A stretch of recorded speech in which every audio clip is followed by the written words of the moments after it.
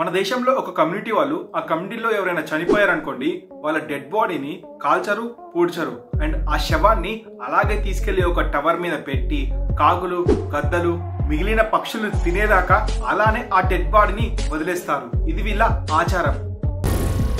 ఏం మాట్లాడుతున్నావురా? నరాలు కట్ అయిపోయింది. కొన్ని వందల సంవత్సరాల నుంచి ఈ ఆచారాన్ని కొనసాగిస్తున్నారు ప్రెసెంట్ డేట్ వరకు కూడా.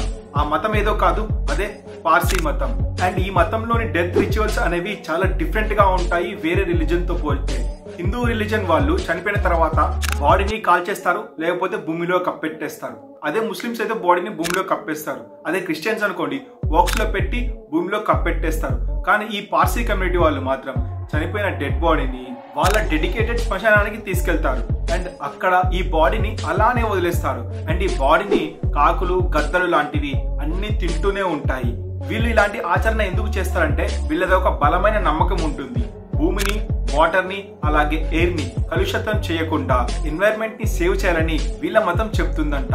సో అందుకే బాడీని అలా గాల్లోనే వదిలేసి గద్దలకి, కాకులకి వదిలేస్తారంట. ఎందుకంటే మన బాడీ అనేది నేచర్ నుంచి వచ్చింది కాబట్టి తిరిగి మళ్ళీ నేచర్ కి ఇవ్వాలని చెప్పేసి వీళ్ళ మత ఆచారం చెప్తుంది. ఈ పార్సీస్ అనే వాళ్ళు జోడాయిజం అనే రిలీజన్ ను ఫాలో అవుతూ ఉంటారు. వీళ్ళు 1900 సెంచరీలో ఇరాన్ నుంచి ఇండియాకి వలస వచ్చారు. ఎట్ ప్రెసెంట్ ఇండియాలో 50,000 నుంచి 60,000 పీపుల్ అయితే నివసిస్తున్నారు. అండ్ వీళ్ళు ఇలా డెత్ రిచువల్స్ ని పాటించే దాన్ని దక్మా అంటారు. అండ్ ప్రెసెంట్ డేట్ ప్రకారం ఈ దక్మాని ఫాలో చేయడం అనేది చాలా ఇబ్బందిగా ఉంది ప్రెసెంట్ ఉన్న సిచ్యువేషన్స్ లో. ఎందుకంటే ఈ ప్రపంచం మోడర్నైజ్ అవుతుంది. సో దాని వల్ల ఈ కొత్త జనరేషన్ నుంచి వచ్చిన పార్సీ కమ్యూనిటీ వాళ్ళు ఈ దక్మా సిస్టమ్ ని ఫాలో అవ్వట్లేదు.